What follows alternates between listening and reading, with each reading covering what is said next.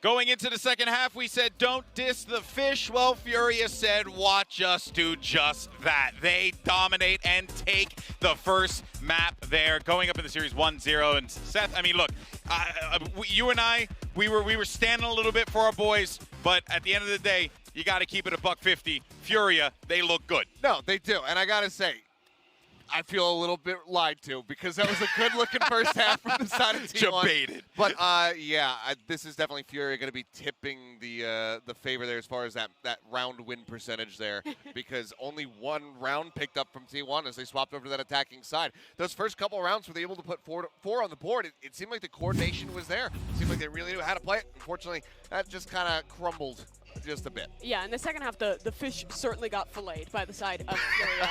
It felt like T1 was struggling to find a solution to their attacking side. They wanted to lean into some of these set-piece side execs that it was clear they'd been practicing with Saya player dashing in. You see the idea with the flash and dash play they do towards mid. But the thing is, Furia gave them no respect on these side execs. Every time that they were pushing into a site and taking that space, Furia was sending these incredibly fast reflanks. And a lot of the time, it was just Digizin. You see T1 on one side, you know they're going for the strong side exec, and Digizin just absolutely sends it into the flank. The thing is, Furia also did a good job of stalling on site, so those flanks almost always found value. And while it's good from Furia, I also think it's a failure of T1 in getting stalled out in that way, in how kind of slow a lot of these executes are, which allowed Furia to have those moments. It felt like under the pressure of the pace with which Furia was playing, this team kind of crumbled. Yeah, I mean, 1 out of 3 post-plant wins for the side of T1. I mean, granted, they were hardly ever able to just go ahead and get that spike planted to begin with, but yeah, those are figures that really need to be increased if they want to have any hope of running it back here. Yeah, and also, too, it's important to note, right, that, like, what T1 were doing to get onto the sites, yeah, you know, in most instances, that works, right, Mimi? But the problem was Furia always had an answer.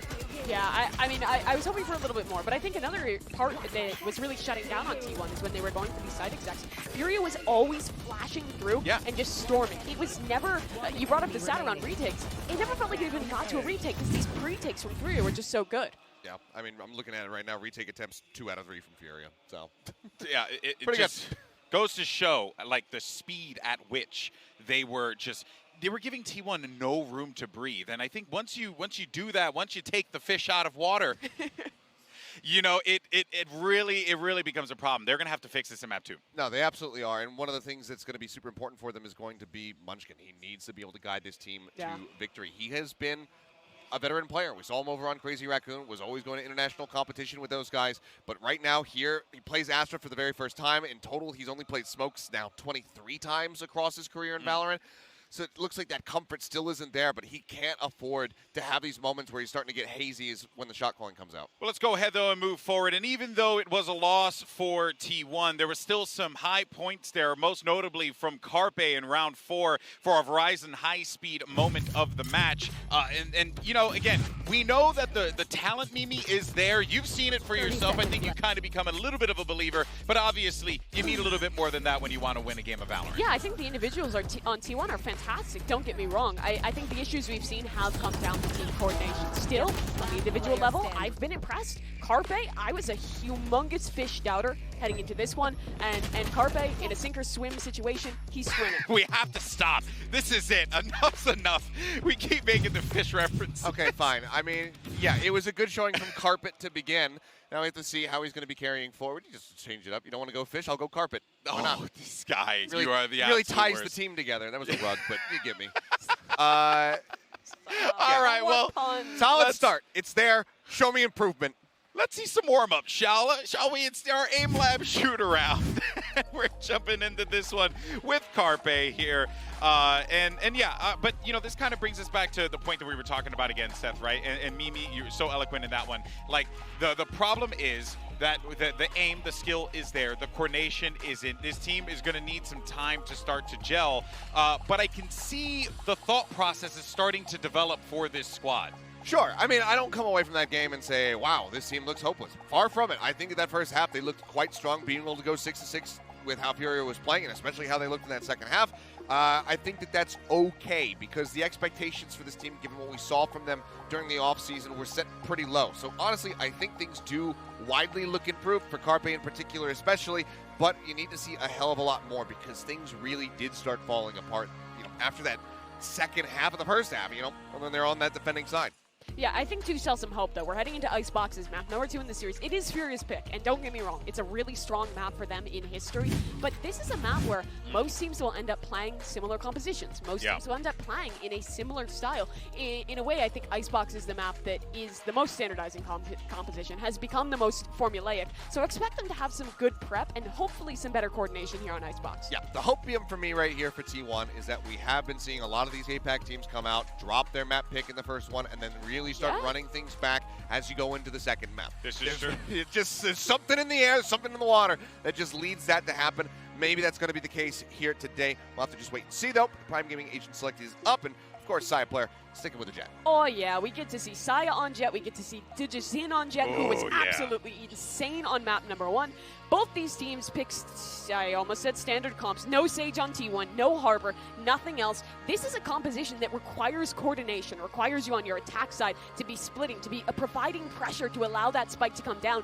I think this is actually a pretty tough comp to play, and I'm interested if they have enough cooked up to win this one. No, it absolutely is, and those attacking sides on Pearl were really, really rough. Now they don't have that Sage to go for a safe plant over on B. I'm curious to see how they pilot it. Well, we'll see how this one pans out. Could it be a 2-0, or are we going to map number 3? But for now, let's send it over to Doug and Bala for the cast.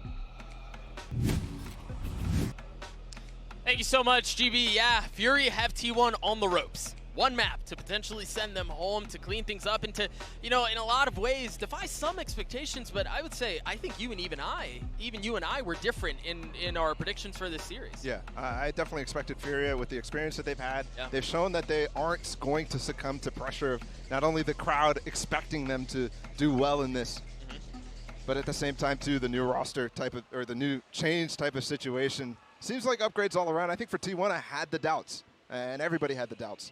But you have to say, on paper, their roster can look amazing. And right now, the roles that they've done, swapping Band completely onto KJ, swapping Munchkin completely onto Controller, I think it's important to solidify that. That was still up in the air in the offseason. Well, they've certainly made their intentions clear early on. You see the orb funneled early into QCK, the wall goes up. And the interesting thing, too, is you left DGs in here in this position if it is a late push towards B.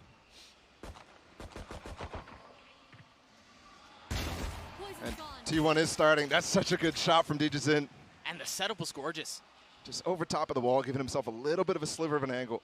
That wall can be deeper to completely block that, but leaving it open on purpose. I think Mimi on the desk right there really wanted to maul about not having a Sage in this comp for T1. And they are starting on attack, so it really does have to be coordinated. There's a Molly still on the site right now.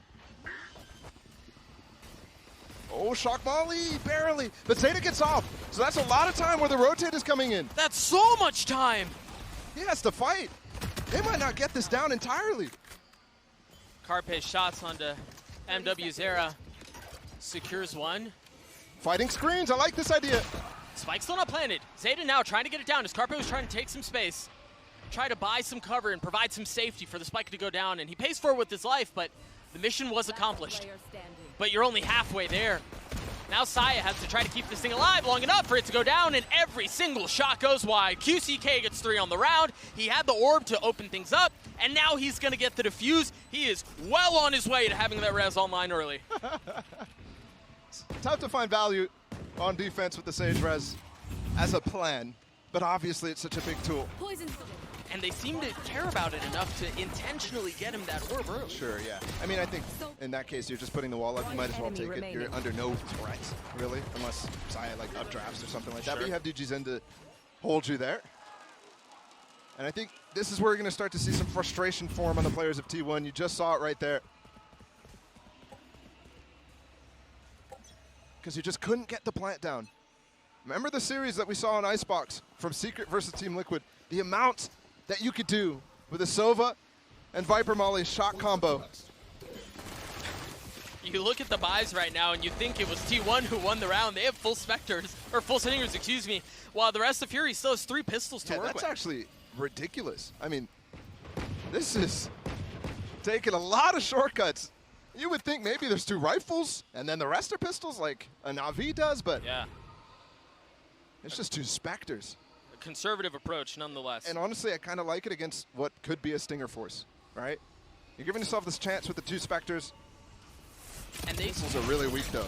And they should know at this point. They heard a couple of Spectres Oh, go the off, flash! but Munchkin was flashed as he tried peeking through the wall. And let me be clear here, there's no flash on the side of Fury. That was a team flash. Once again, they struggle to try to get the spike down and try to take some of this space. Saya dashing forward. They try to peek together, and they both peek down to their deaths. Now Carpe left alone. He has no armor. He's weak, but he does have the spike. And he has a little bit of room to work with. The flick from MW's not landing. Oh, it's only a ghost now. This is where things get really hairy. 26 HP, but... Not off the rope. Oh, the Spectre! He just picked it up. Swap to it, too. 17 seconds, still plenty of time. DG's in, cleans it up with the ghost. And here we start to see the implications of a buy in the second round when you've lost the pistol. Here's that flash as well. Flashing him as he's on the rope. And he thinks he's safe. Oh, no. The Viper player, too. Munchkin would have had the wall. And maybe you have an attempt.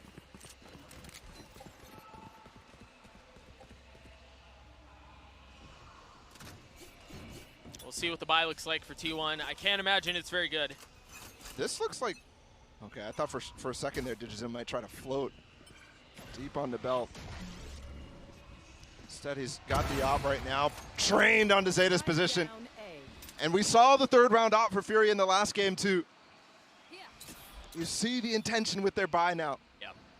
Not only was it really good against the Stinger force, and also not taking super risks, there would have been 3 players right now who could have completely invested. Both QCK and Khalil, who right now have to only invest Spectres, but that bank is going to build up and potentially keep an op in this too. He didn't see his foot. He didn't see his foot. If Sai is wise to it and checks, oh, just narrowly missing the shot, and DG's in does not. He just wall banged him. 1 shot through the wall. It's not easy to get op wall bangs, but there you go. DG's is a monster right now. And dude, you kind of think about, again, their force in the previous round. I'm assuming Saya didn't have any armor.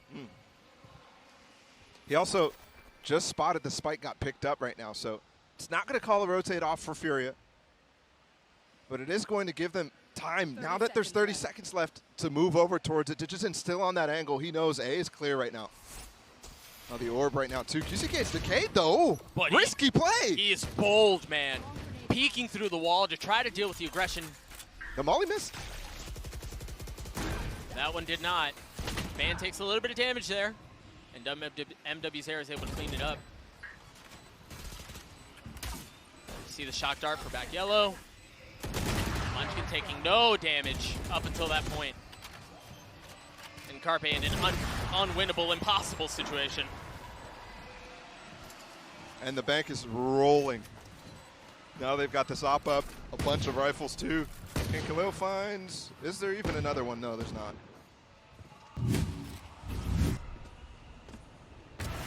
Yeah, I got it.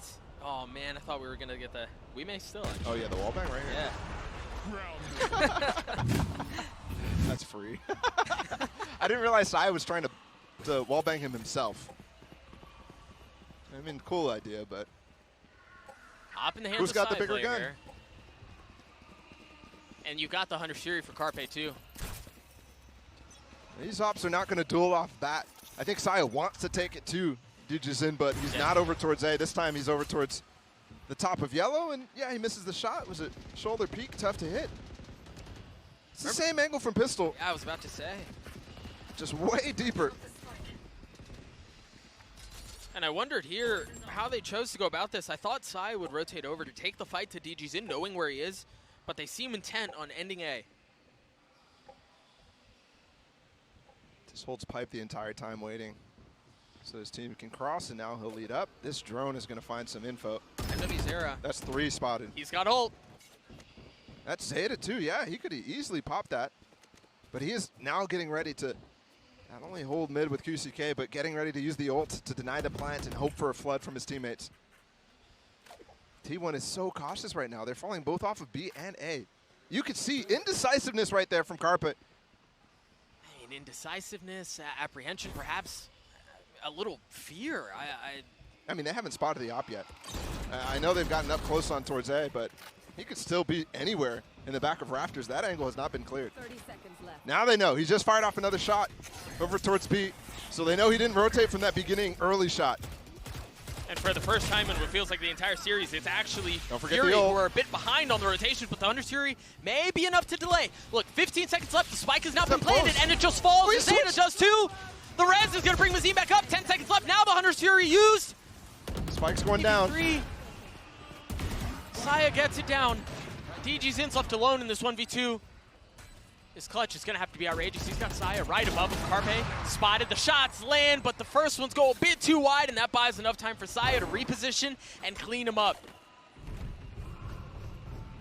Chaotic situation that T1 comes way out ahead. I thought for sure Munchkin, when he got slightly in the line of fire from that last MW Zera Hunter's Fury Bolt, he pulled out his knife for a second to try to dodge, and that almost got him killed. This was a big ult from Oh, okay. Following up the ult and the trajectory where that player is going, that is beautiful stuff from Carpe. Cool. Yep. And while, yes, there was indecisiveness, that clearly didn't matter. Digizin almost gets something with that updraft. He's only got knives this round. Teammate has a full buy, though. And Saya's working B, swapping it up. Ooh. Oh, the op shot misses. The blades do initially too, and QCK is the one who saves the day. Saya trying to dip once again. They've got the orb from Maz in there as well to help the players rotate out of yellow if needed. Normally this would be where T1 would have the Sage res, but no Sage in their comp. Unlucky. And that would have been easy to get back up into the advantage situation, kind of waste the utility and space. Oh, is this another situation where QCK did not spot the op? Gotta be careful here. Oh, QCK gets two there. How in the world? Spamming through the wall. Which is ridiculous too. They're just coming out. It's a phantom spray. So many kills through smoke. And they knew where he was. He had been spotted. They knew that there was someone who could have been spamming through that angle. DG's in, excuse me. Gets one on the ban. Saya, the money situation, not great. 10 seconds left. He falls, the op goes down with him. And they'll recover it too. Khalil, yep. That is huge for Fury, and it's been a reset. Saya can drop a Vandal. And they can go for knives, they can go for a force, but I don't think they're going to choose to do so. There's too many players who are low money. Here's the first kill from QCK, and then 1 and 2. Holy smokes, man. I mean, that was 3 bullets. That's the type of thing that you just... I know we're seeing frustration on the faces of T1, but who wouldn't get frustrated in that situation? You just can't make that stuff up. Here the blades used. He updrafted to try to find a pick down B long. And you have seen QCK playing that a lot. Hey, even Digizin. Remember, they're trying to get that wall down deep. Just avoids it entirely. I've always loved watching Saya when he has knives. Go for updraft kills like that, but it's also so well known that it's tough to find value. They're going to push forward here. Munchkin's 1 point away from having the pit to work with, but DG's in. Shorty done. Mazine does as well. And they had a shot there, but it had to be off of Saya, finding value with the blades. And the plan just kind of falls apart here. It was good, but, I mean, if you need proof, that, folks, right there is why you buy a Shorty as your secondary.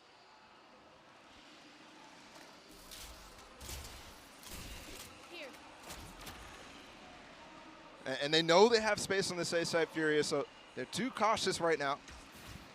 I mean, really cautious, and that's for good reason. They want to give up anything. Fade away Shorty not landing, but Mazine Swings around, gets 4 on the round. The Prime Gaming Flawless comes through. This is looking really good for Furia. 4-round lead. It's not much, but it could snowball. Another round. Sai just used his knife, by the way. So another round, and all of a sudden, Holy smokes. they're ecoing again. Oh, that shot from Azan on the band, too. And it's always just peeking with darts. I don't really know why T1 was going for a left side plant there. If they were expecting a flank to come in or something like that, not feeling safe on the backside of that site. But, I mean, they don't have a Sage. You can't really feel safe in so many different situations. And honestly, Fury is giving them space. And that one, sure. It was T1 who forced them to give up the space. But you saw him pistol round on second round as well. They're able to deny the plants. You pulled a Doug. With Molly Shocks, with the setups that they've been spreading all around, the KJ setup as well. Gotta find answers. And it's not going to be just from gimmicks. We need to see more pressure applied on the mid lurk, on the executes. On Pearl, T1 had some good executes. But for example, that round where, who was it? The Sage player, QCK in the back of Yellow, for example, just spamming through the smoke. That doesn't happen if you have a dart coming in, if you have something coming in, a flash. Zeta has the tools, because then you're occupied dealing with that while you're crossing out. Right. Yeah, they do not look great. You imagine off of this timeout, you've got to be able to figure something through, make the adjustments that are needed. Because again, it looks like there is a pause. We'll get you all back in as soon as possible.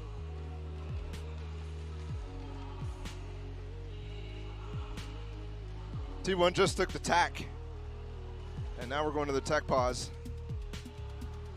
So a little bit of extra time here. Like I said, that mid lurk needs to show itself. If you don't have a Sage, you need to be providing pressure on the backside when those hits are coming. Whether it's through mid, under tube, or into kitchen.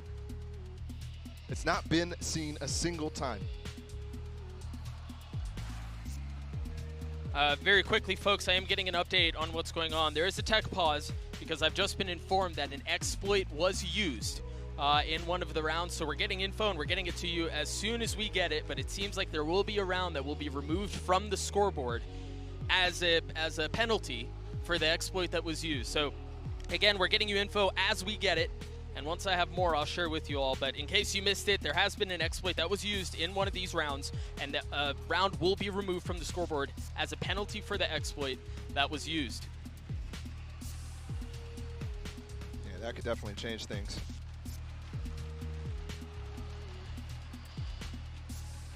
Right now, the players are probably also trying to figure out how this is going to continue. The holds from Furia have been phenomenal. It's the approach from T1 that I think right now is struggling. And it's not, I mean, Saya, a number of the T1 players are still playing quite well. I think that round that they won, Carpe with the ults, those are the type of flashes that we're seeing more and more from him. As a new player to this game, you expect even more, though, from someone with his tenure. All right, Bala, you've got the tools that you've got on T1. You're down 4 rounds here, elimination map, and you've seen their offensive approach throughout this series. It's generally not aggressive, it's not explosive, it's more reserved initially, defaulting, trying to take space, trying to get information, draw utility from your opponents, and then you go. Yep. Do you, off of this extended timeout, are you looking for a fast, aggressive hit? Do you trust Saya to take space and flood behind him, or what are you calling here? I think I'm sticking with the default. I'm trying to figure out where that op is, still in the hands of Digizin. I'm trying to figure out where that is, and then I'm still pressuring into mid. And then once we find it, go to the other place. Let's get some executes going with Saya getting deep. Go further. And sure, I saw that fast play on the eco. That's not the type of thing that I'm looking for. That's trying to target down the op. I want to go away from it and force him to retake. Tons of love for Furia still being shown in the crowd. Also curious how they will start to approach the counter calls. Oh, this is cool. Yeah, this is cool. I just turned around. Very cool. Counter call for me, they have had mid presence. They have been walking down tube. I think just make sure that you have that turret up. Make sure you have presence watching it. And continue to just fall back when things are happening. Fall back when you see pressure on the A site. Very quick update for you all at home who are watching, waiting to figure out what's going on. It sounds like there is still deliberation as to what is going on. So again, as soon as we get enough info for you, we will keep you all updated on the circumstances. But again, if you are just tuning in and figuring out what's going on, we're being told that there was an exploit used in one of the rounds, and because of that, there is a penalty that will be applied to the score. One of the rounds will be taken off of the scoreboard. As soon as we get more info on you on what the exploit was or anything like that, we will keep you all informed. But for now, deliberation taking place on an elimination map, and I mean, the story is just, it's just incredible. The drama built into this script is just so good. There's always at least one, Doug. There's always one. There is always one. But yeah, you know, as I think back on what you were just mentioning, Ball, wanting to move away from the op and then really aggressively take some space, execute hard. Once you figure out where the weakness is, the weakness being moving away from DJ's end, which is a perfectly good area to try to exploit. I think you have some room to work with there, but it's been difficult to go. Yeah, I mean, I just want to see, they have Sova, they have KO, and they have Saya. Set him up to the maximum degree. I want to see him avoid opping on this attacking side. I want to see him dashing in the smoke with a dart and a flash to come out of it. Those types of things. Like pushing into Snowman.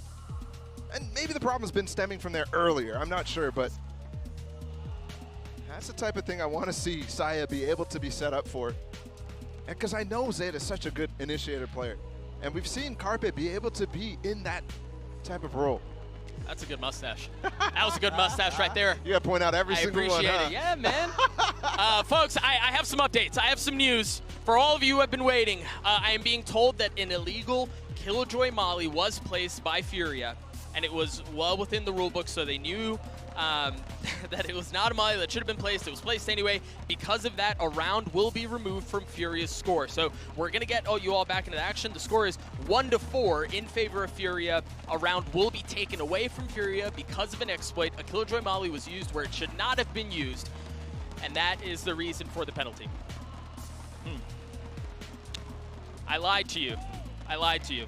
Sorry, this is coming in hot. The mail's hot off the press. It is not going to be a round taken away from Fury. It's a round that's going to be given to T1. Okay. And that's how competitive ops is going to be rectifying, again, the penalty for the Molly used that should not have been used. Yeah. Interesting. I mean, that changes a lot right now. Absolutely. Especially how the economy stands. Because T1 has an opportunity now to snowball back in the opposite direction. I don't want to speculate on what it was, because I just have no clue.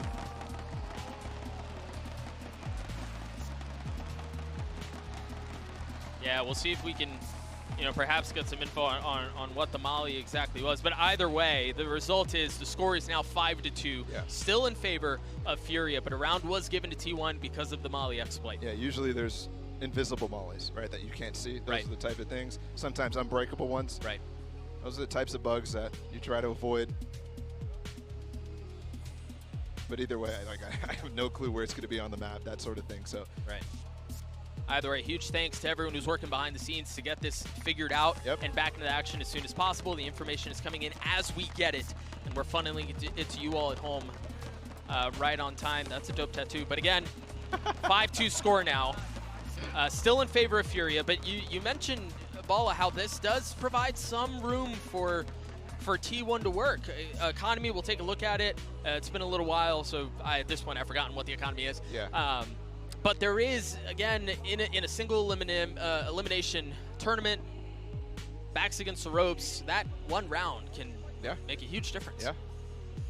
And also you got to think the mentality for T1 as well. I mean, especially when you face an exploit, sometimes you feel like, you know, you get robbed of a round or whatever. Or you're the opposite, right? Like, even if that was the case, I still don't have ideas. They've had extended times to talk about how they can adjust their game plan now.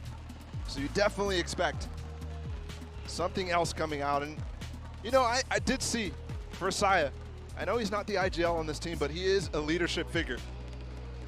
We saw him at the beginning of the game, walking around, making sure everybody's comfortable, all of his players, fist bumping them down the line, right before getting into it. And it's just, in general, both him and Zeta, such easy people to play around, given their attitudes.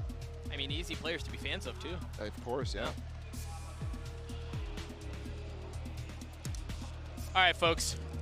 We are going to send you all to a very quick break, just 2 minutes as we reset the game and get back into the action. So don't go too far. Stick with us. We're going to get through this break. We're going to get back into the action. We'll be right back, friends.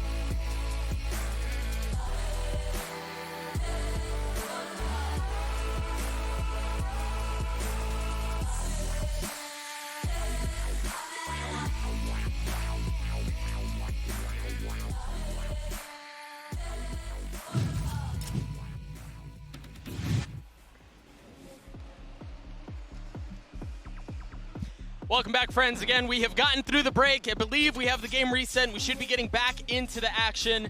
If you missed it, it's probably all over Twitter and Reddit at this point. But if for some reason you missed it, and you've been under a rock for the last 5 minutes, a Molly exploit was used by Killjoy. It was a known exploit. It should not have been used by Fury, and because of that, a round has been awarded to T1. So the score is now 5-2. The game has been reset, and we should be joining back into the action here very, very shortly. I'm Doug, and with me is my dear friend Bala. This is map 2 of this best of 3.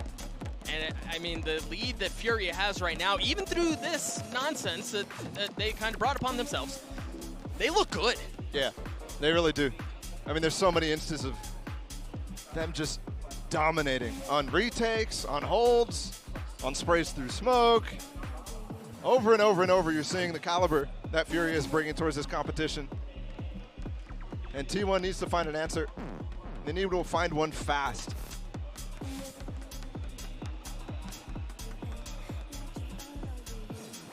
It's a win for the game to get back in right now.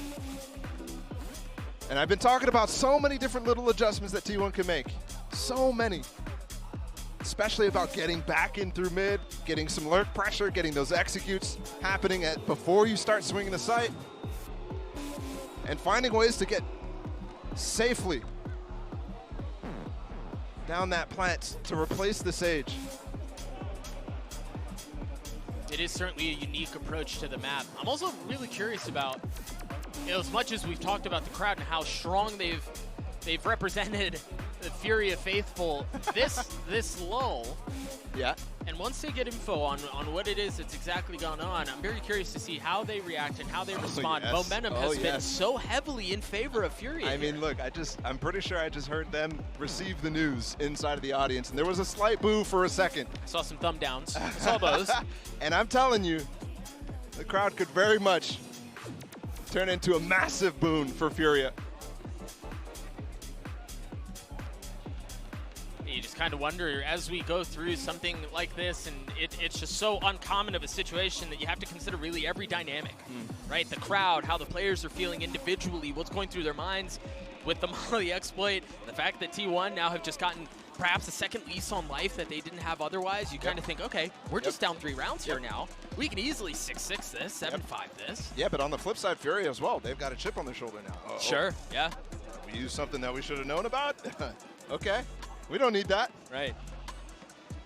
I mean, to me, I'm thinking back to that Vivo Keed series against You're taking us back. Ascend back in 2021. No, I mean, sure, okay, it's a Brazilian team. I'm not trying to say that. I'm just saying that team came out super hungry. Yeah, MW Zera was on that team. Yep.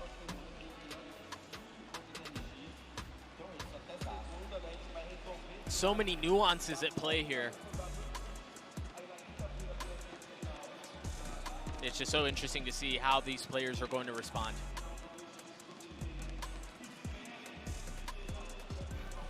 I mean, even with that, the crowd still looks very lively.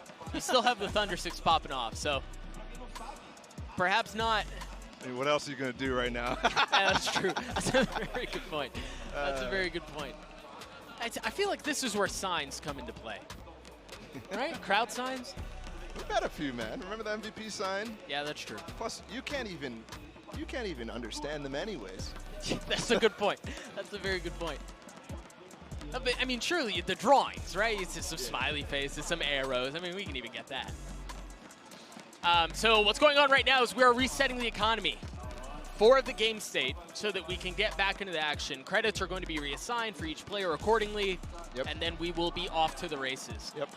And for clarity as well, when situations like this happen, you first restart, get the players back in the game, and then you assign the rounds as you want them, and then you assign the credits. So you have to go back and check, make sure everything's perfect in terms of what abilities they had and how many credits they have. A massive lift in situations like this. So again, huge thanks to the production team, the competitive ops team, everyone behind the scenes getting us to do this so we can get back into the action, so we can bring you guys at home what it is you want. Yep. And that's more Valorant gameplay. We should be back here very shortly. And yeah, the crowd's still having a good time, man.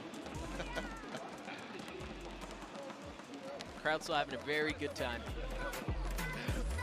I'm just laughing because you had no. Oh, you must have seen it on the other screen.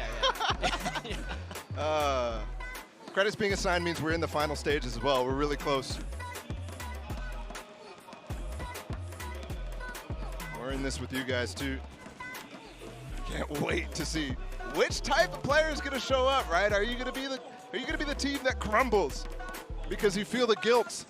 Or are you going to be the team that starts popping off and getting even more? You know, you make a really good point, though, as we talk about MW Zera being in this exact same situation. He's lived it. Yeah. So it's not just him, but he's able to communicate to his team the mentality that he's, from the experience that he has, to be able to bring that into his team in this situation it's an intangible that's, I mean, really valuable, albeit difficult to measure.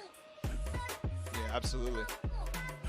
I mean, with MW Zera missing from every single international event last year, I really don't know how he is as a teammate, how he is as a leader, whereas Sai, I've been watching all last year. He was there in Reykjavik last year.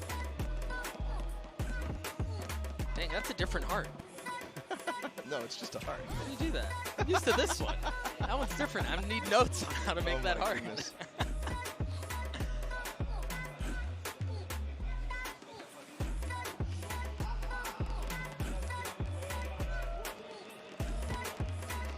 All right, here's the plan.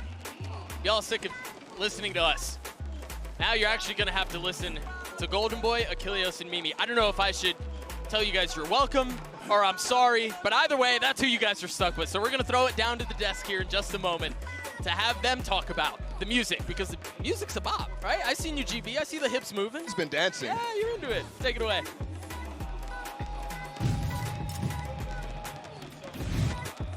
You already know, Poppy. He's got to work those hips while he can before he breaks. I got 5 good years left with these legs, Papa. Okay, I got to take advantage of them while I can. Only 5? Only 5, Mimi. I've seen some stuff. Anyway, That's disappointing. it is. It's a little disappointing.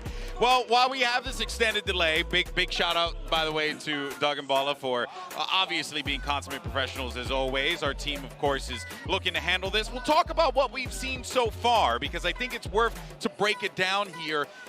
You know, Mimi, one of the red flags you had, as it is red behind me, was that you were worried about what the composition would actually do, the T1 composition, because they didn't have the Sage, they didn't have the Harbor, they didn't have the usual things that you would see.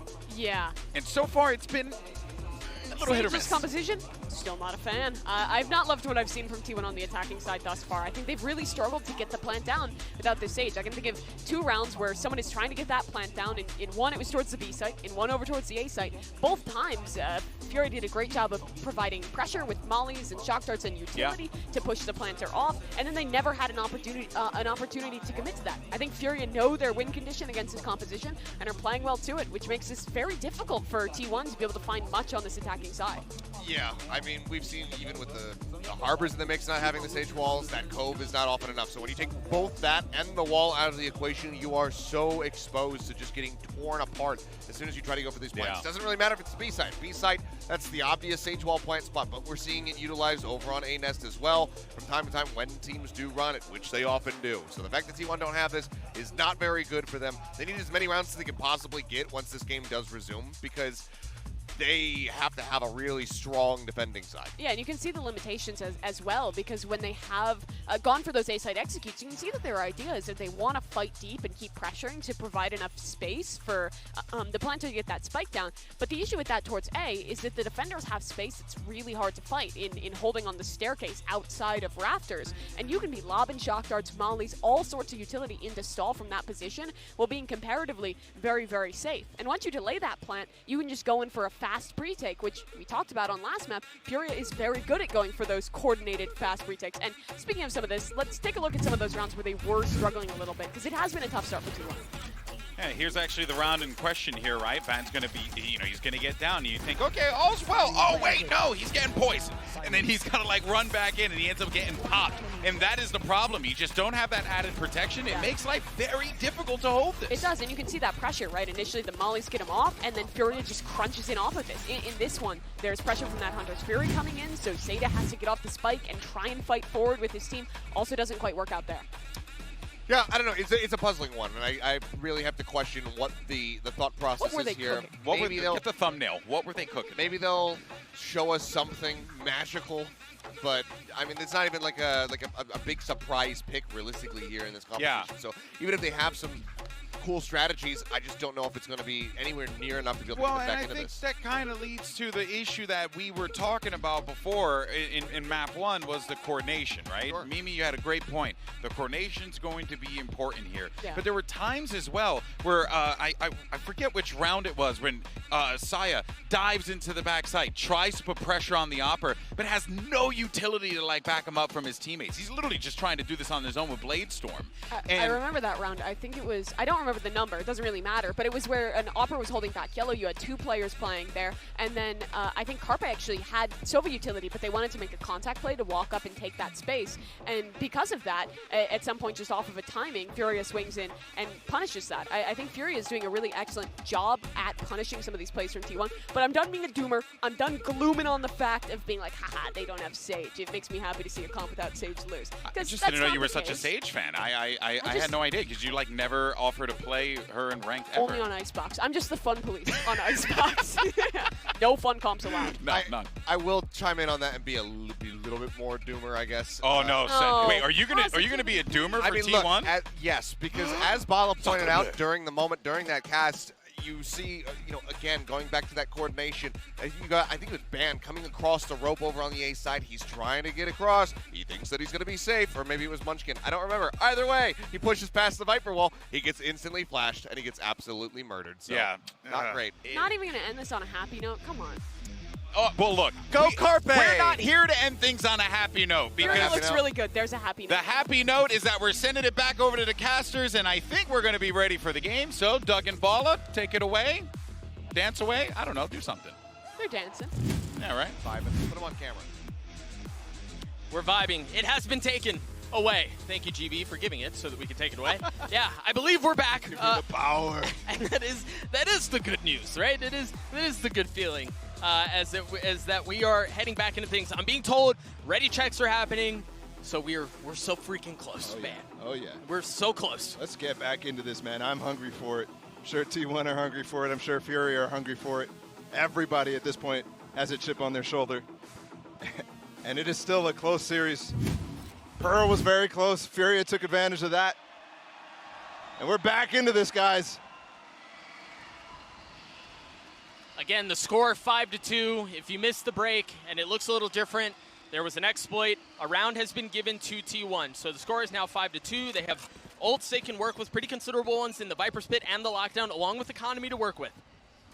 A huge amount of time able to talk to everybody. Look, Fury is bringing something out. Aggression towards A. That dart spot's nothing. They could go fully over towards A and start to flank this push. Saya as well, dashing in with the Vandal. That's what I wanted to see, but this flank is causing issues immediately. Yeah, that's the KJ ult down. He's not going to be able to use that at all. They still should have the Viper Spit to work with. The question is, how fast are they going to go off of this? Because they have to be expecting pressure. They have to be expecting the flank. This is a very different plant spot. It's outside of the pit as well. Oh, and that's unexpected, actually. Fury expected it to be covering the site normally, but this one's deep inside of the lane, so they have Snowman control, and they can play for this. KO'd out. They have Snowman control, they have the wall that they can work with through, and that's exactly the way that DG Zin is going to be going. But how much more can Saya player hold them back? Shots go a bit wide. QCK cleans them up. It's 3v3 here on the round. It's not planted inside that smoke, though. They still have Snowman control. And Mazen has a counter ult if he wants to go for it. And remember here, they have the wall that they can still cycle through. And there it is. Like, DG Zin has so much, there's so much for him to get through. Yeah, money and issue here. This is a really nice setup. They're thinking about it. I love that. That's exactly what I'm talking about. I want them to start getting aggressive with Saya player. Get him through that wall. Push into Snowman. And even there, a nice little innovative ult from Munchkin. You almost can't play through orange there. You almost can't play through mid. And unfortunately, Furia, they had the flank opportunity. They could have gone through Garage after taking down Ban, but they went back through under tube. And then they saw it, and they're like, oh, how do we get through this? Well, and the thing is, even if they had continued the flank through Garage, again, you've got the wall that's cycling, you've got the pit you have to get through. There's still so much there. Yeah. It's just almost impossible. Come into the unknown. More aggro coming here from Furia. They are not done yet. They buy into this round. They're going to slow and push. And then also in mid, they're double mollying. And trying to get space and control before that Viper orb goes up. You mentioned the counter ult from Zine. Doesn't use it in the previous round, so he has that to work with now. And that is where the hit is headed. He's got to stay alive. No, he falls. Ban has the lockdown too to potentially secure this, and there it is, invested. And MW is 3 off his ult, so not even close. Got shock darts, but no mollies to combo, as Mazen fell earlier. This KJ ult was quite early. They had already cleared the site. So this still is a lot of time for them to retake. Look at the double flank going on, though. Yeah, but Ban just dropped the alarm bot. Literally just drop it. So that's going to give some info over, but the thing is you don't have anything watching belt. DG's not there to punish yet. Oh, but he's going to be able to provide pressure from up top as well. Ban's fallen, so now they have pressure applied from all sorts of different angles. This feels so reminiscent to the Pearl round where they got surrounded on B. This time it's on A and Icebox, and they try to push them back, and they do! T1 has eliminated the lead that we had, not moments ago, but yeah, a couple minutes ago. 5-1 it was. And with the round being awarded, it is now 5-4.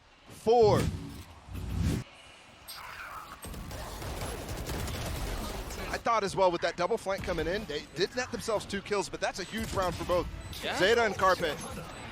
To not only deal with the pressure in front of them, of the players coming through spawn, but easily handling the flank as well. See all smiles for T1 as the timeout comes through. This time, it is an intentional timeout by the teams from Furia. And I mean, again, the mentality for these players is something that has to be talked about. T1 get the round, they're able to capitalize on 2 quick ones. All of a sudden, you've got something cooking here.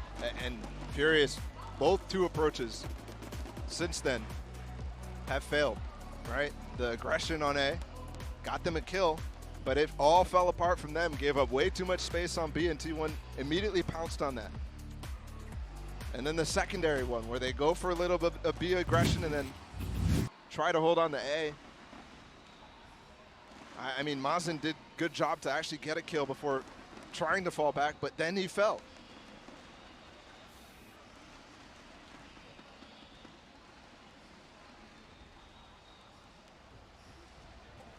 See what their approach is and how different it is, because you're right, the last few haven't looked great. They haven't been successful. It looks like maybe Furia is going to be jumping up for Mazen and putting the ult down on A, but again, look at the buy. It's not great. Yeah, he's ulting on A, investing it on it, and Sai is doing what we saw earlier in the tournament, just going up, breaking the turret. Dude, Saya looks out of this timeout, out of everything that's gone on, Saya looks a bit more loose. And maybe that's the key for T1. Unleash Saya. I wonder if there's a fear here that there's a force. Oh, the molly's so good. They didn't follow it up. It missed, actually. But the dart was going to scan him. I don't know how Khalil is not breaking that for him. There's 4 people here, though. They're walking into a full stack right now. The spike's not here, though, so not the biggest of risks. They have the molly to deny that early plant spot. And they have to fight back yellow. The gun difference should be on full display, and it is. Zeta clearing it out with a smooth little 2K. Ooh, what? Yeah, they should be able to bully their way through this. Edge clears side as well. There's not really much more to delay. They wait for the fuel to come back up. Now they're going to go for the plant. Still no Sage Roll. Remember, the dart's in the back, making sure nobody's spraying through. Oh, killed down. Yeah. 20 seconds, but he's nowhere near, so. I don't know how he survived as long as he did, to be honest with you. So that's the only kill they'll get, probably. I have to wonder how specifically Khalil, who's the player in question about the illegal molly, is adapting, right? Was he relying on that? Is he going to have to adjust and make sure he's using safe mollies, in a sense? Oh, there's another kill. We're all tied up. I mean, that is such a fast change in the direction this game was going. Night and day. Remember, it was what, 4-1, momentum all in favor of Furia. The crowd was fully behind it. And we're talking about an entirely different game here. Yeah, and I have to criticize a little bit here, Furia. The approach that they've had out of this extended pause has been gimmicky, to say the least. There's been a push 3 towards A with the wall, and then there was the stack over towards B really early. Now they're back to old standards, right? DJ's in on the op. They've got the money flowing again. But the approach from T1 is exactly what I wanted to see out of that timeout. Try to break this turret. Okay, that's smoke. He's still in a strat. And it's not exactly working out. Oh. Khalil? Well, I thought he was going to swing that. Yep. Just a little bit too far back. Didn't quite have the positioning to do it. I think everybody and their entire family watched that Koi NRG game where Koi was completely using Fatino to break down that turret. So it's a well-known idea now. But this is it. They're threatening the flank. They're threatening the mid-pressure. It's pulling people off. Forcing QCK to play here. Forcing them to jump spot out of Boiler. And it leaves players like DigiZin in a world of hurt. Oh, the reclear. 45 seconds. Yeah, I like the idea. Okay, let's get some space in mid. Make sure there's no flank so we can hold whatever site they go towards. But not only now, they have to cover that space, but the hold is weaker. Carpe has a Hunter's Fury too for post-playing if need be. And that can counter the lockdown that Khalil has, so. Yeah. Maybe they can try to get a Hunter's Fury counter ult. Oh, the Oh my shock gosh, volley. that hurts. Spike's still not down. Volley landed slightly before, but this is what I'm talking about. No Sage, no plant. The floor is lava. He's got nowhere that's safe. Lockdown used, countered by the Hunter's Fury. Khalil pushing forward. Khalil gets 2. How much more can he find? So he's fallen. Saya player able to take him out. It's a 2v3. And it all falls onto Saya. He's got blades, he's got time, and he's got health. 6 bullets to work with. The high-low is way too much for him to deal with.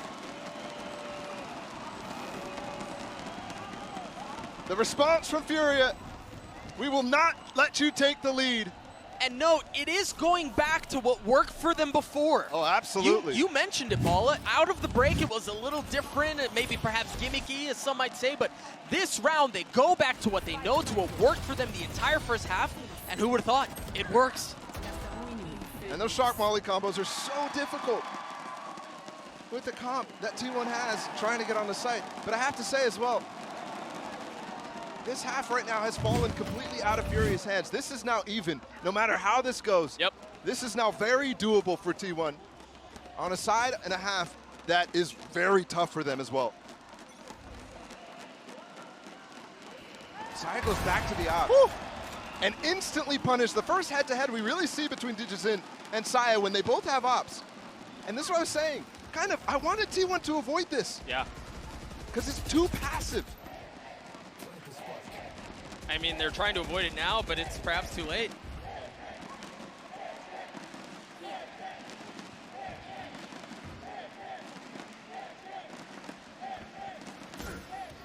Crowd erupting for Digizin there. As the silence in the round was deafening.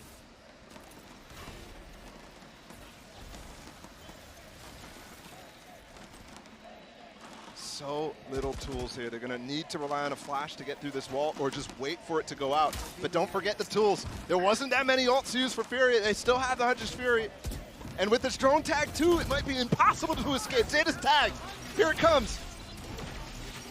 Tagged up. He managed to avoid the first one, the second one, and the third. Maybe trouble. No.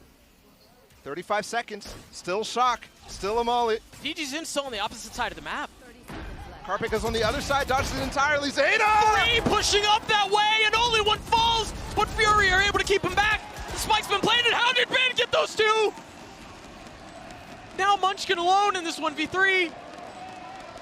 He's healthy. Has so many targets to work with. The shots are errant. They do not land. Mazid's gonna get the defuse. Fury is gonna have a 7-5 lead at half.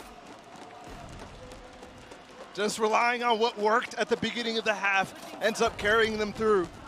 And T1 falling back into old habits too with the Saya player op and no presence in mid. That's just so tough too, man. It's stubbornness. It is, it absolutely is. And sometimes that stubbornness pays off and other times it does not. That was one of the instances where that was not the case. Let's throw it down to the desk to break down that first half. GB, take it away. Oh boy, well, I tell you what, if there's one thing that you can always expect, at least when Fury is playing, is that they're going to give it everything they got no matter the circumstances. 7-5 as we go into the half. They did not want T1 to be able to take that lead. Credit to T1 for bringing this back and making an interesting game, though. Yeah, they had a couple interesting rounds here. At the halftime, I was a giga doomer. I was like, no wall, no win. That was my philosophy here. But I think T1 did show some things that in some ways allowed them to have some success without that Sage. Look at this round, for example. This is what I wanted to see from T1 earlier, where instead of greeting for plant when they go B, it's flashing through walls, using their jet to fight super deep. And the post line here is fantastic. Get that Viper's pit down, keep players press forward in that post plant, and they win over Furia. The thing was, there was only really those 2 rounds that they managed to win out with those ideas. I liked breaking the turret with the updrafts in mid, but it still wasn't enough, because still, those plants were being shut down. Yeah, I mean, even going in, that you can't replicate that sort of round all the time because you're not going to have that. You're not going to have that Viper's pit all the time. You're not going to have an empty site that you can just run into all the time. So definitely a little bit rough, but to have that scoreline, it's definitely a lot better than we might have anticipated for the side of T1. The question is, can they transition this over onto the defending side and still find success? Because somebody right now on Furia that is still looking very good is Digizin. and he's getting ready to go on the attack now as the Jet. We saw him just swinging out like an absolute madman on that neon there in the first map, and this is a guy that has to be feared. Yeah, he looked absolutely incredible, like you were saying, in map number 1. And now this is a composition where, besides kind of like the 4 normal agents on this map, you get him on Jet. I am sure he's going to be making some fiery plays on that attacking side. And my question for T1, again, is how does the coordination look? Because previously, Pearl, that defensive side, struggled a little bit with some of those retakes. It's a missed time initiator utility. They have to be on point here because they won't have that stage for retakes. Oh, boy. Looking at how this could potentially play out if we go to a map 3. Whew, I don't know if we're ready for that one here in São Paulo, but this crowd is on fire. As it stands right now, Furia is currently sitting with the lead 2 rounds ahead, but T1 have showed that when they want to bring it back, they certainly can. Let's send it right back over to Doug and Balla. Take it away. Thank you, GB. I mean, you saw it on your screens. You can hear it. They're even synchronized in their Thundersticks thing, man. Like, that's just so freaking cool. 7-5 lead for Furia here. After everything that went down, they were able to right the ship, get back to what worked, and maintain the lead. But now they're on attack. And it was Achilles who said it on the desk. My eyes goes towards DG's in. How different will he play this from Saya? T1 was expecting actually some mid-presence going in right there. Oh! Talk about a head-to-head. DG Sin is not letting Sai into the game. Did you see the head nod? Oh, like, no, knows. Bro, not here. Not in my house. All up to Munchkin right now and Ben to hold off the side hit. They've got numbers. They've got numbers. He's playing in the smoke, and oh, he tried getting one, but Mazine was 2. And they plant deeper here, too. Oh, this looks like disaster. And that's exactly what it is. Another round in favor of Furia. The crowd only gets louder and louder. They roll through the pistol round. Potentially on their path now to roll into the second round. Be faster.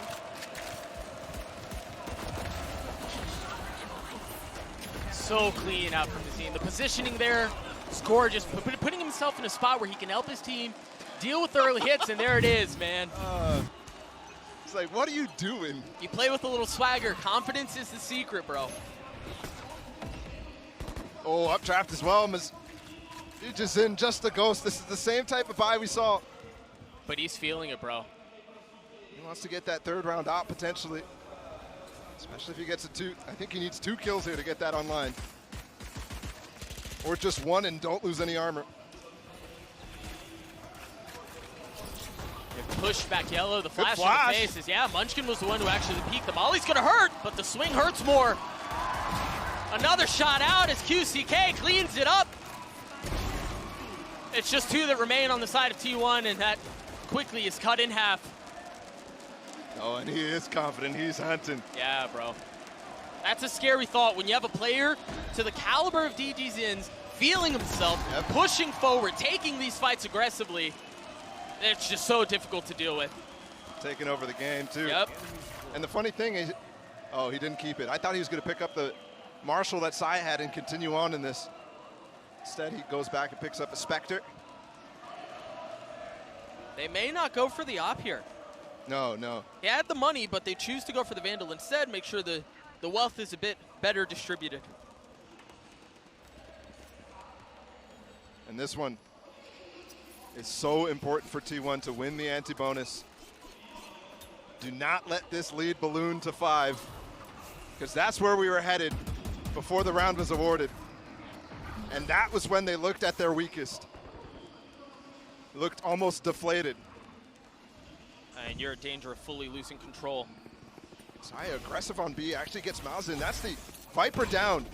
So many tools now actually taken away, but the execute's still really nice here. Out from Furia. But they don't get through it. RP feeling some of the heat. QCK from up top takes Ban down. Numbers in favor of T1, but they quickly equalize. Now the res out, bringing Khalil back. They have site control, and they've got DG's in the middle of the map. And he's gone hunting yet again. 1 spotted, 1 dropped. Munchkin just on the other side, and MW's Era cleans him up. It's domination by committee for Furia.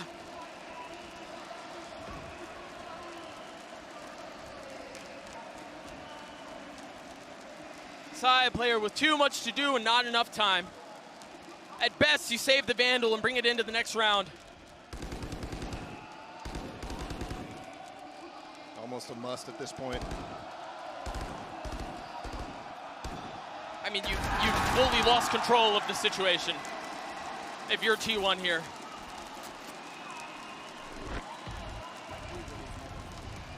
Five-round lead for Furia. And they look not to stop rolling, not even a little bit. Ban right there, showing the inexperience on land for him. It's his first time out here as well. There's so much to talk about the T1 roster, but looking at him specifically right now, not to expect that Sage to go on top of the wall to try to break instantly. Definitely hurts. He loses his life, then it isolates the player on site. Similar look from the previous round. DG's in pushing the pace, and Carpe cannot handle it. Now Mazine trying to swing out as well, and every kill going Furia's way. It's looking like they cannot lose these fights. Oh. And it's hilarious because Digizin now doing the stuff that Saya was doing when they found success. And it's T1 who doesn't have any answers. It's T1 who's even losing frags to it.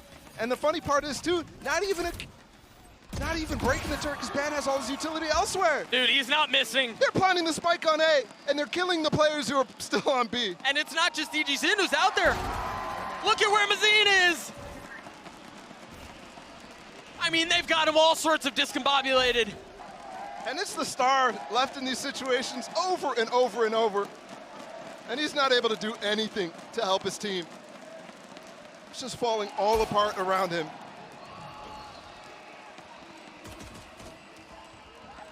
He went through the smoke. Digizin just doesn't stop.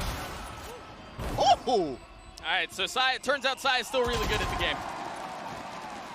But an 11-5 lead for Furia. 2 rounds away from this crowd erupting again.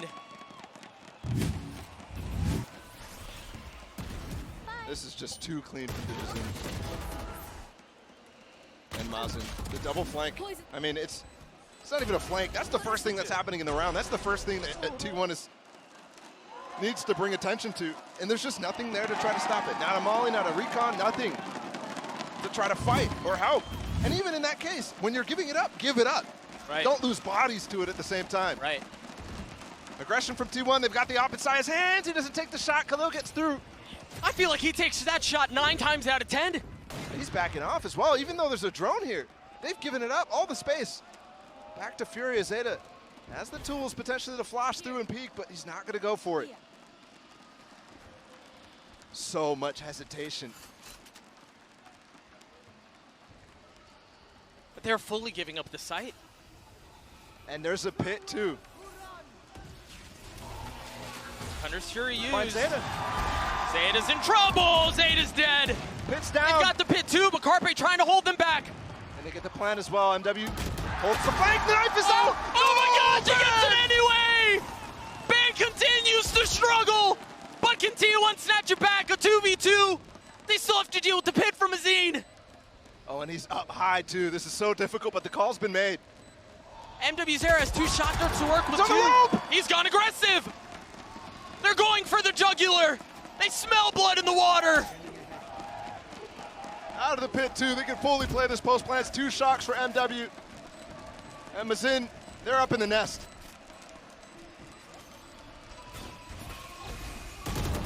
So much to deal with. He's gotten it down to a 1v1 though. Oh gosh, he's gotten into a 1v1. Carpe's shot, what is filthy? No time. No way! Oh, the heroics just a bit too late. Map point, series point, Furia.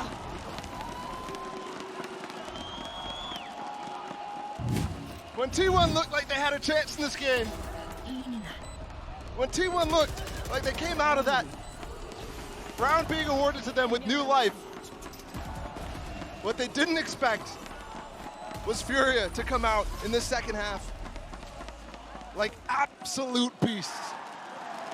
And you can see it in how they're playing. They're now scared. I've been scared for a few rounds, bro.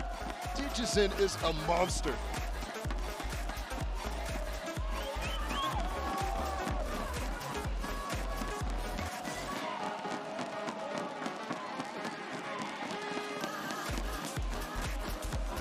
T1 taking a timeout here on what very well may be their last breath.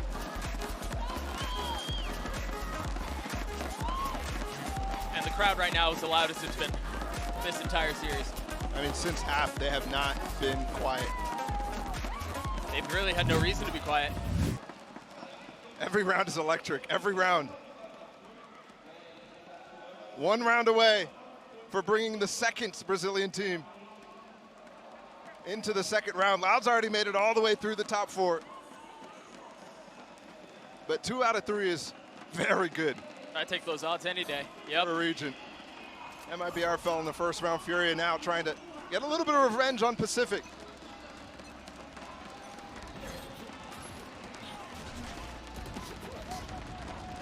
Very nice knife there. Puts it in a position that's really impossible to clear. Seen creeping forward, and he's by himself here. MW's just jump spotting to see if Syed pushed this. He's done it before. We're gonna have the head-to-head. Here's the Jazin against the drone. He's gonna peek with it. Can he get the shots? No just shot. He barely gets, this, gets right? away. I mean, he wanted it. He hit that. Oh, he hits it that time! There's just no winning if you're Syed. Mazin's up close too. No, not gonna find this one, but the pressure's over towards A. And meanwhile, there's only one player watching it right now. I think Mazin got the info. Yeah, I think they conceal this in such a way that you would think everyone else is with the Viper, and it's Jet by themselves, but that's the opposite of what's true. They've gotten onto A, they've gotten the wall up, and now they should be able to get the spike down. Oh, and look how cautious Ban is this time of the player on top of the wall. That wall is not broken. He's waiting for his teammates to get there, but that is time. Look at the mollies on the spike. How do they get through this? I don't know that they can, but Munchkin's gonna do his damnedest. QCK from up top, drops Zeta, pushes forward, aggressive as backside is gone. 2 left on the side of T1. Numbers in favor of Fury as the crowd silences with bated breath as they wait to see how the round will end. And it's all on to Munchkin, and he cannot do it.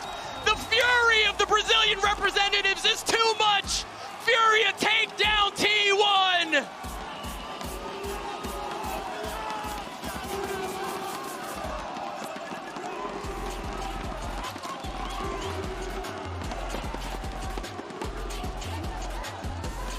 Such a good showing for the Brazilians on Furia. In front of their home crowd. In front of their region. And now make it 2. Furia moves on. The crowd erupts.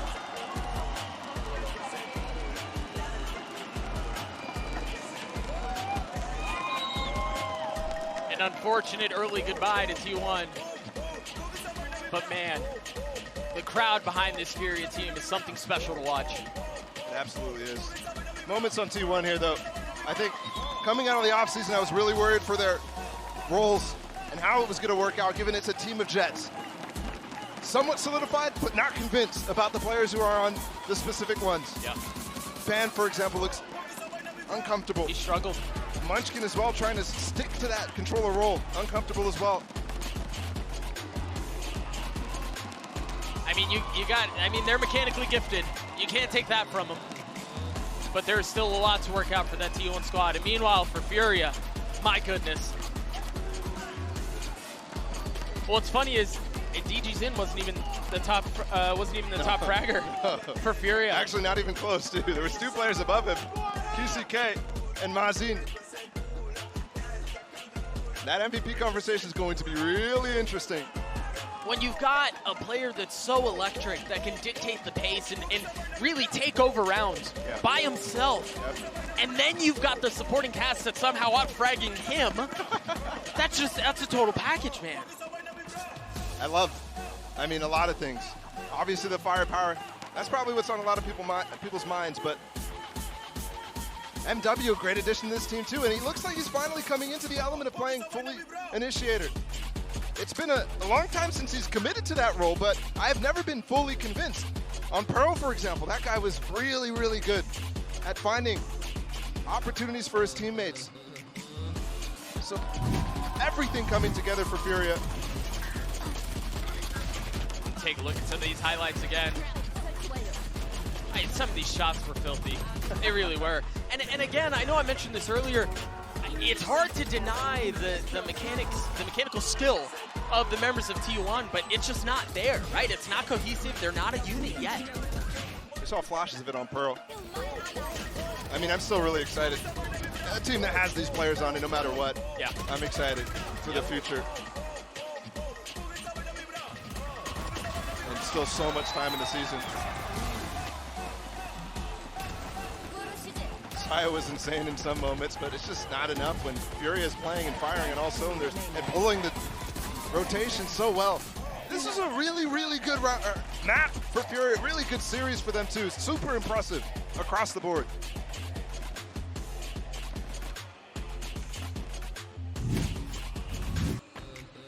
Outrageous performance, man. DG's in was out of his mind, and it's so hard not to turn around and just take in the crowd, take in everything that's going on. Oh, yeah. And you mentioned it. You guys are gonna have to figure out who the MVP is. I don't envy you guys at all. You're gonna have plenty of options. They pop up on your screen right now. Get your votes in. There's a QR code. Scan it. It's gonna take you to a tweet in which you can cast your vote. Who you got?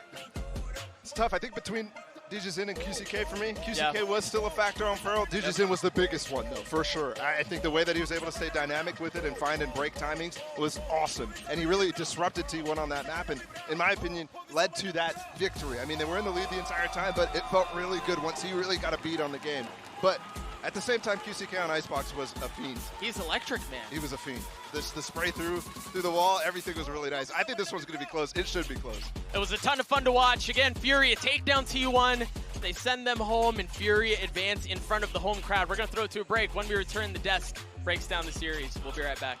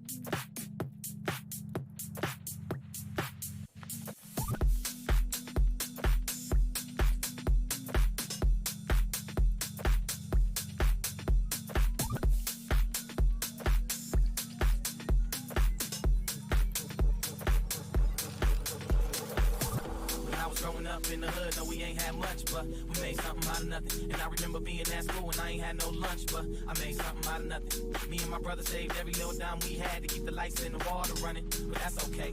Cause sometimes in life, you gotta make something out of nothing. Something out of nothing. Something out of nothing. Something out of nothing. Something out of nothing. Something out of nothing. Something out of nothing. Sometimes in life, you gotta make something out of nothing.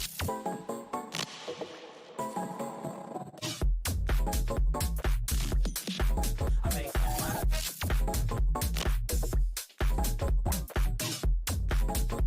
Cause sometimes in life, you gotta make something out of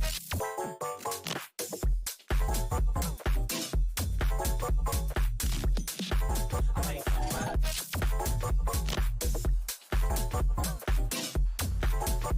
Cause sometimes in life, you gotta make something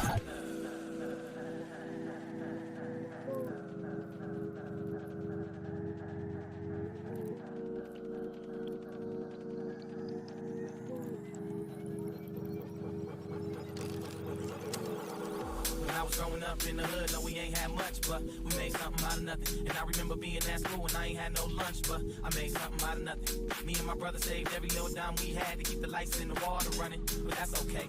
Cause sometimes in life, you gotta make something out of nothing. Something out of nothing. Something out of nothing. Something out of nothing. Something out of nothing. Something out of nothing. Something out of nothing. Something out of nothing. Something out of nothing.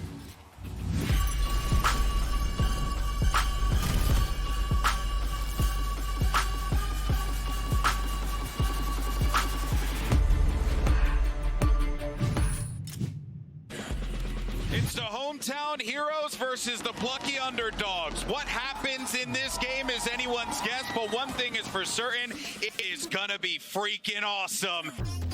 This is going to be so difficult to deal with because you can just overwhelm backside, and that's exactly what they do. Carpe with 3 on the round, now QCK not able to keep back the aggression of T1. Oh, DG's in, getting aggro. Van has to turn back, but DG's in from backside, he's able to clear him out. He gets 4! All attention has been drawn back towards A-Main. DG's in, swings around with the Aldrin finds 3. DG's in gets 4. Pearl goes in favor of Furia. Again, the crowd fully jubilant as they take the opening map in this series. Fadeaway Shorty not landing, but Mazine swings around, gets 4 on the round. The Prime Gaming Flawless comes through. Carpe feeling some of the heat. QTK from up top takes Van down.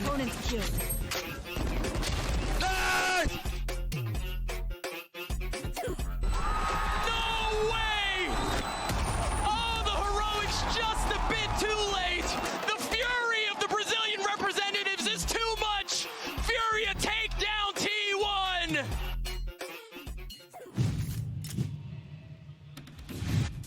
Welcome back, everyone. Those were your Prime Gaming post-match highlights for a game that was definitely not short of its drama and intrigue, but Furia would walk away with the 2-0 win. Vamos, Brazil, because that was awesome to watch from those boys. Mimi, I am just, I'm in. I'm on the Furia train. How Give far me a do you think ticket. the Furia train is going? I think the Furia train can go far.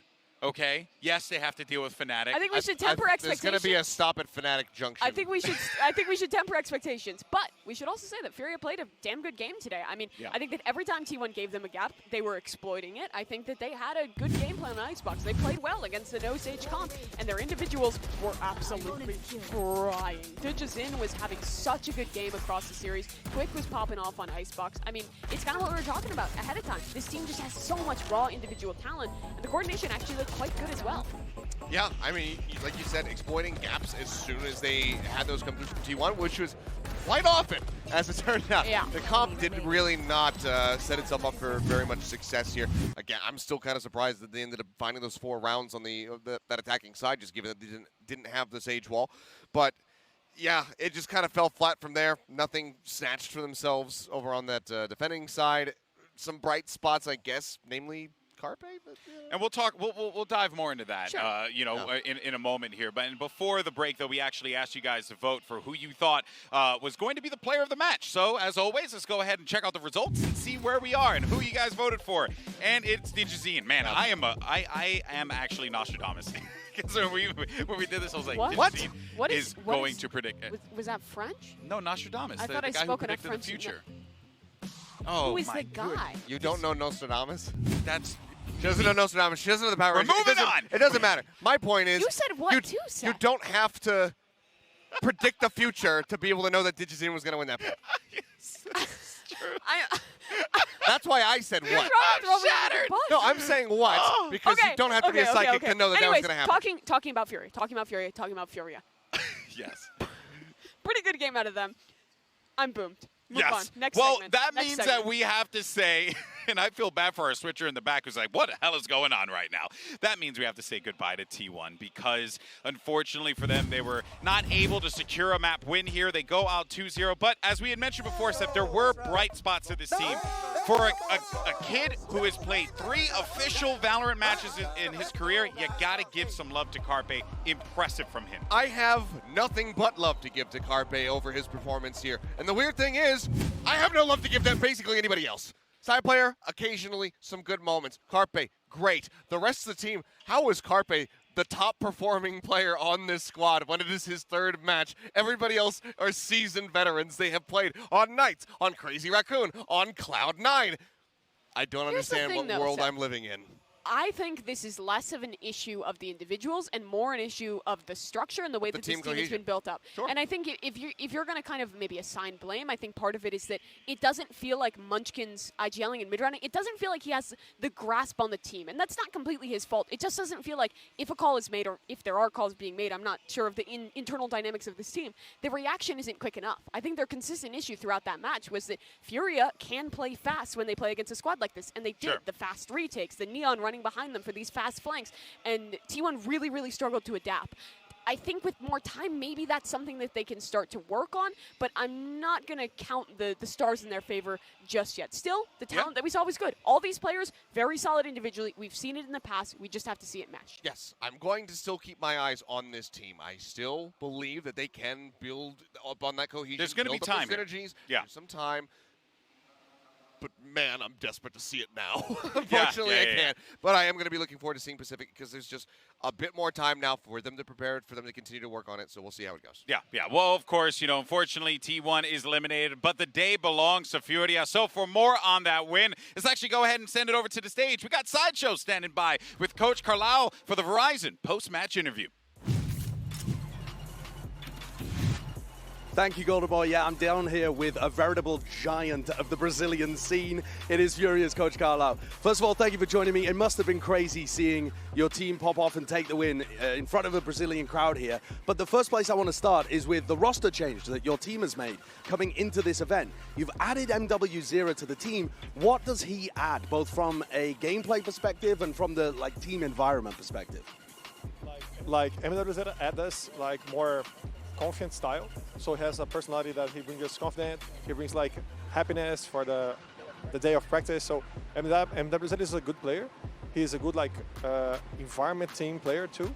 So he kind of brings us that happiness and that confidence that we need to come to evolve as a team. Right. So also that change meant that Nozwa left the team. That left you guys without an IGL. So I believe I'm correct in saying that Mazin has picked up the IGLing duties. So why was it Mazin that picked that up, and how do you think he's doing so far? Mazin always had a leadership. So and he's also amazing on inside the game. He's so much smarter. He's so smarter. So we kind of I trust him a lot. So he's smart. He has leadership. He's all the goals to be a great EGL. So I kind of trust him. Were you impressed with what he was calling out there today? Yeah, for sure. So your next opponent, it's Fnatic. And you've got history with Fnatic. You played them at Champions, and even though you were the underdog team, you managed to take Icebox, their best map, away from them, and you had chances to be able to win that series. So is there a rivalry developing there? Is that a team that you're specifically wanting to take down? And what do you think your chances are? Yeah, back in the time, a lot of teams don't trust us, so we pick Icebox, the best team of the best map from Fnatic, and win them. We show Fury is strong. Don't underestimate us. So was a tough loss because we could win Fnatic at that time. So we kind of not hard feeling, but we want to win against Fnatic this time. So yeah. I think that is going to be a very fun game to watch in the arena with the Brazilian crowd as well. I think Fnatic are going to get tested perhaps. Thank you very much for joining me on the interview. Appreciate your time, and we'll send things back to Golden Boy to close out the show. A long show. Thank you so much, Dirk. I mean, Sideshow, really appreciate that. And I have to say, I'm glad what they were talking about with MW0. We talked to him. We saw that he just was so calm, so relaxed. This guy has the right mental for those big stage games, and he proved it there today. Yeah, and I think what their coach Carlau was talking about there was kind of losing a voice in Nozwa, but then Mazin steps up, and so does MW0. You kind of, in a way, don't lose that much because the rest of the players on the squad and this addition of MW0 is really able to fill that gap, and also adding a player that is highly flexible and great individually. This does just feel like an upgrade for Furia. Yeah, indeed it does. Indeed it does. But, ooh, man, the hairs on my back of the neck are standing up. Is it sponsor time? That's right. That means it's time for a HyperX Reflex moment of the day. But this one is actually going to be from Ban from T1. Man, that was a thing. But this shot was absurd. And that's the thing, Seth. the skill is there for these T1 players. We know that they have the aim god ability. It's just putting up together everything else that, you know, gets you the dubs in the end. Yeah, I mean, that swing to be able to get that was that disgusting. Headshot, I mean, you can't even be that upset about it if you're on the side of Fury. You just have to be like, damn. That was the thing that happened. That NS. was really good. Strictly an NS moment. Yeah, you just go into chat, NS, and then you just move on with your life. But yeah, and that is the reason why, you know, there is some hope, for T1. There is some hope for T1, but of course, you know, we'll be keeping an eye on what happens in the Pacific region, though. But with the opening rounds of the Omega bracket complete, let's go ahead and check in, and it seems like the dartboard's starting to look pretty interesting here. We have some great games. Fnatic are going to take on Furia. Secret's going to take on Na'Vi. Leviathan versus Vitality. Foot versus 100 Thieves.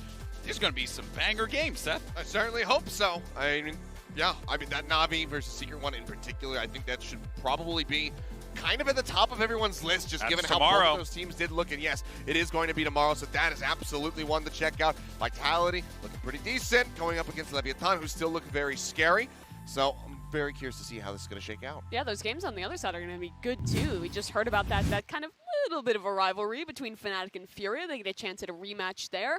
We also have 100 Thieves versus Foot. I think Foot impressed a lot of people with their kind of re-debut, or I guess it was just their debut on the international stage, but it's been a while since we have seen them. And 100 Thieves looked like they struggled a little bit versus EDG. EDG played a great game, but it's going to be interesting to see how those two squads match up. Yeah, the Omega bracket certainly has been an interesting, wild ride. Certainly one for the books, if you will. Tales from the VCT, but don't worry. Are you writing the next chapter already? What can I say? I'm a scholar, okay? But unfortunately... Do scholars write books? I feel like they study books normally. Yeah, whatever. A writer? In any case, though, unfortunately, that means for myself that this is my last day here for the VCT. Unfortunately, duty calls for me elsewhere. But don't worry, because you're going to be in the capable hands of the incredible Yinsu, and of course, Dash is coming in hot to support as well. So it's going to be a great time. I want to thank my desk crew. I want to thank... Give me a hug. Oh, come here. Coming in for a hug. We're coming in for a hug. I love you, buddy. All right. I love you, buddy. Yo, oh my God, over. don't do this to me. You're going to make me cry. I just want to say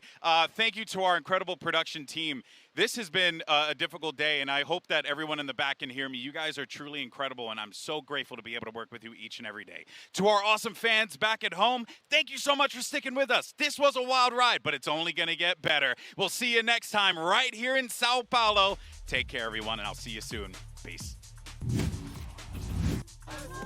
The Omega bracket started off with 16 teams, and after today, we're gonna be down to just 8. If this doesn't get the blood pumping, you might need to check your pulse, because you could be dead. This is what it's all about, baby. Sentinels versus Fnatic, a clash of titans. His own Dash coming through, trying to spray it down. Boaster does help them out, a bit of running gun in action. Right. Okay. Let's go, baby. The extra layers that I was talking about earlier, Alfie locked and loaded. Depth falling all down to Zekken. A nasty shot to be found, but Alfie once more with that consistency. Rips his way across, including the stun as well. Finding a one fight, no! All just being met pound for pound, match for match. Intelligent play from Fnatic, and they take map 1 in this series, 13-6. Over the wall though, no one watching for it, and a spray down.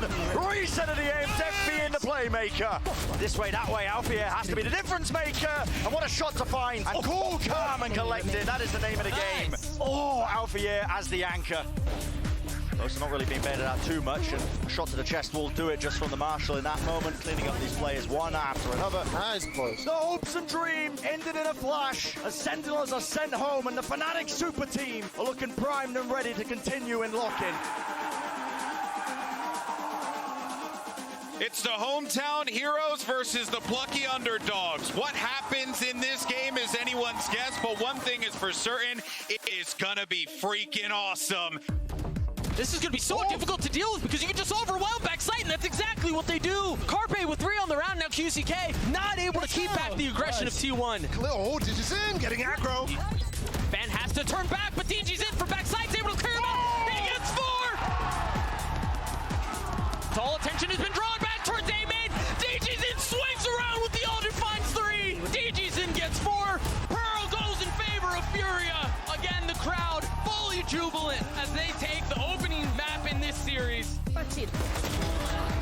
Fade away shorty not landing, but Bazine swings around, gets 4 on the round. The the Prime Gaming Flawless comes through. Carpe feeling some of the heat. QCK from up top takes Van down. Opponent's killed. Nice!